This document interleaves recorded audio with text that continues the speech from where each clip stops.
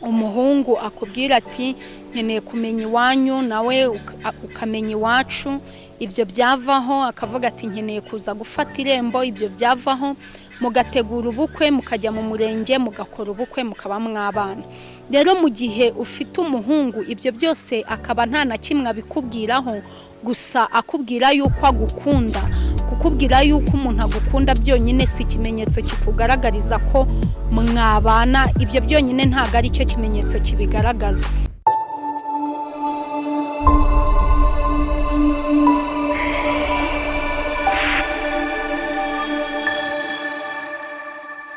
Mana Data wa twese uri mu ijuru, ndongera ndagushimiye kandi ndakunezerewe, ushimiye ko ukiturinze, ushimiye ko umugambi wawe mwiza ugikomeje ku buzima bwacu, uko ukiduhaye ubuzima. Nkweretse abagiye gukurikirana iki kiganiro hose, ndagusabye ngo bagirire neza, uhaze kwifuza kwabo kandi umenye ibibakwiriye ubibahereze, kuko uri Imana ishoboye byose. Urakoze byose mbisabye nizeye mu izina rya Yesu, amen. Ndabasuje cyane inshuti bakunzi ba Aline 250 TV, mwebwe mudasiba kunyereka ko munkurikiye uko bwije nuko bukeye. Ndabashimiye cyane abakoze subscribe. Imana y'amahoro no kuri ibaha umugisha, kunteza imbere kwanyu n'ukuri. Imana y'amahoro igikomeza kubagirira neza. Abari iburasirazuba ndabasuje cyane, burengerazuba, amajyepfo, amajyaruguru ndetse n'umujyi wa Kigali. Abari muri Afurika yose amahoro y'Imana abane namwe, ndetse n'abari mu bihugu bya kure mwese Imana y'amahoro ibagirire neza.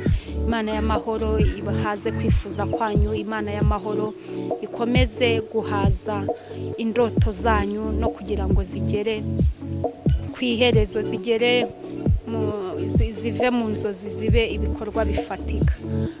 Uyu munsi rero ndifuza yuko tuganira n'urubyiruko cyane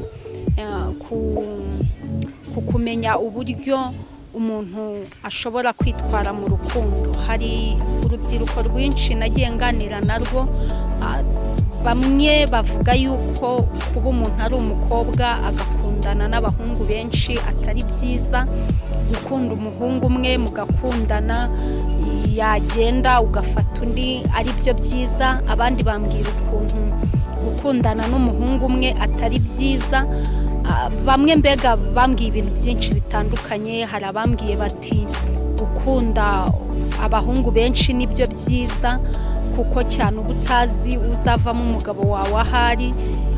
Abandi barambwira bati gukunda abahungu benshi si byiza. Ibyo byose ndabyumva, ariko uyu munsi nagira ngo tubiganireho, tuganire ese gukunda abahungu benshi byaba ari byiza cyangwa byaba ari bibi, nuko turebe ibyiza byabyo. Rero uyu munsi ndagira ngo cyane nk'urubyiruko, abakobwa, n'ukuri iki kintu tugisobanukirwe neza. Gukundana n'abahungu benshi kuri kote imwe bishobora kuba byiza, bishobora kuba byiza kubera yuko ahanini ntago umuntu aba azi umugabo bazashakana ahari, cyangwa se ngo amenye igihe azazira, ngo ayo makuru aba yafite. Oya, cyane ko hari igihe abakobwa twishuka yuko nimba umuntu yakubwiye ngo aragukunda, nawe ukabona wamukunda, ukahita wumva yuko nyine ari we ugomba kuba umugabo wawe. Ariko ni kenshi byagiye bibaho, ugakundana n'umuntu, mugakundana umwaka, mugakundana imyaka 3, mugakundana imyaka 5, abandi bakaza ukabakatira ukababwira ati mfite sheri, abandi bakaza ukabashwinshuriza ukababwira ati reka ngiye narafashwe.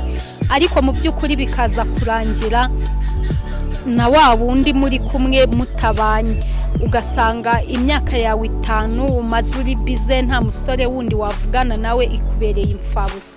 Kuri uyu munsi rero nge nakubwira inti bagarira yose, kuko ntago wamenya irizera n'irizarumba, niko umunyarwanda yavuze. Kuba wakunda abahungu benshi byaterwa, ariko si byiza yuko uvuga ngo ngewe mfite umuhungu dukundana kandi n'uyu, mu gihe nta bintu bifatika cyangwa bigaragarira buri wese arakwereka.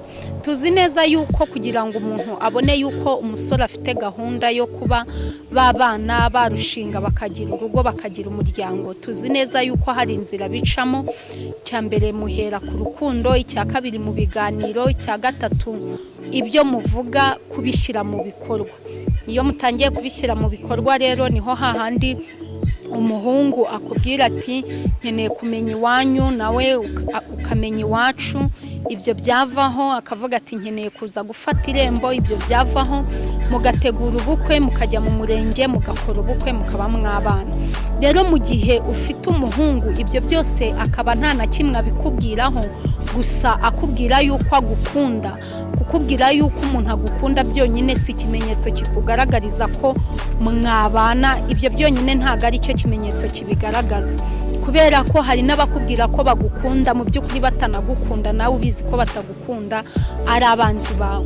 Icyiza rero aho kugira ngo uyu munsi uba uri kumwe n'umuhungu, ejo hagire uza wenda afite niyo gahunda, ujye kuvuga ngo hoya ngo mfite sheri, ese mugeze kuki? Ati ntacyo ariko bizaza.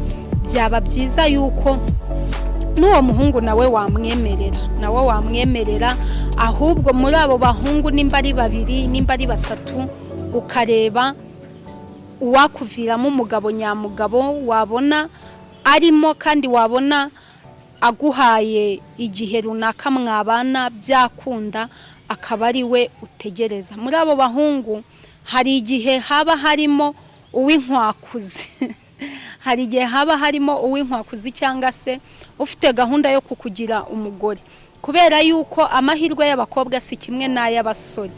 Umukobwa ararindira agategereza uzaza kumutereta ahanini, ariko umuhungu we atera intambwe ya mbere akegera umukobwa.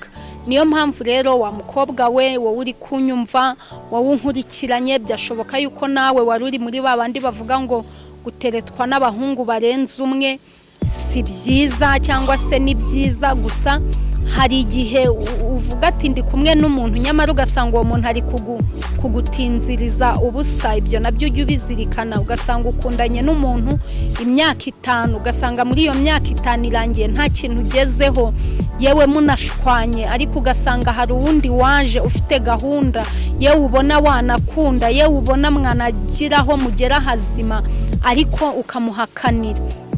Kukubwira ngo ukunda abahungu benshi ntago nkubwiye ngo ukunda isoko n'amaduka, oya, ariko byibuze ufite nka 2 cyangwa se wenda baba benshi bakaba 3, ariko ukavuga ati muri aba ngaba uzagira gahunda, uzavuga ati ngwino unjyane iwanyu, nanjye uze mu rugo, uze tujye mu murenge, uze dukora ubukwe, twubaka umuryango.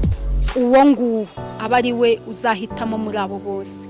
Nyemerera rero nshuti, nawe nimba hari ukundi kuntu wabyumvaga, comment yawe irakenewe. Nukuri utubwire, ese wowe nawe ubona gukunda abahungu benshi ari bibi? Ese ubona gukunda abahungu benshi ari byiza? Ese weho wagiriye ihe nama urubyiruko ruhora rwibaza kuri ibyo bintu? Ngiye rero kuri kote yanjye nibaza yuko ukunda abahungu benshi ikibi n'ugukabya, naho ubundi ushobora kumuhakanira, ugasanga uhakaniye niwe wari kuzaba umugabo wawe mwiza, uzaguhesha amahoro, uzaguhesha icyubahiro, uzagukunda akagukundwa kaza, ugasanga niwe utesheje agaciro, ahubwo ugasanga agaciro ugiye kugahereza utagakwiriye, ndetse akazagufatira umwanya wawe, agutesha igihe, akubuza amahoro, akuraza ijoro. Ngahoye mwavuganye buri gicuku, buri mu gitondo, buri saa sita mwavuganye, ariko ugasanga ibyo byose nta musaruro bitanze. Rero hamwe no gusenga Imana, hamwe no kwinginga Imana, ugomba nawe kuzagerageza ukavuga utese uyu muhungu ko mbona igihe tumaranye nta mpinduka, ntaki, nakora iki? Ese byagenda bite? Ese uyu nguyu uko ari kumbwira ngo nawe arankunda kandi ateganya ibi nibi, mwange kuko ndi kumwe n'uriya, kandi n'uriya nawe uretse kumbwira ko ankunda nta kindi kintu kizima ambwira. rero nshuti bakunzi ba Aline 250 TV mwebwe mudasiba kunkurikirana, ndabasabye ngo mu bintu byose hamwe no gusenga tugira ubwenge, hamwe no gusenga dushishoze, hamwe no gusenga tubaze Imana inzira, hamwe no gusenga tumenye ubwenge, hateje amahirwe atazaza aho kugira ngo yakire ukayatera ishoti. Mwabakobwa mwe, mwabasore mwe, mu byo mukora byose mugira ubwenge. Imana y'amahoro ikomeze kubagirira neza. Nimba ukomeje kunkurikirana utarakora subscribe, nyemerera ukande kuri subscribe kugira ngo n'ubutaha ibiganiro byacu muzabashe kubikurikirana. Kadushima Imana. Mana data wa twese uri mu ijuru, ndongeye ndagushima, ndagusabye Uwiteka wowe utureberaho tutareba, utumenyera ibidukwiriye kandi uduhuze nabyo. Urakoze mubyeyi mwiza, turindane n'abanyarwanda bose, turindane n'isi yose muri rusange. Ushimwe kubyumvishe, mbisabye nizeye mu izina rya Yesu, amen.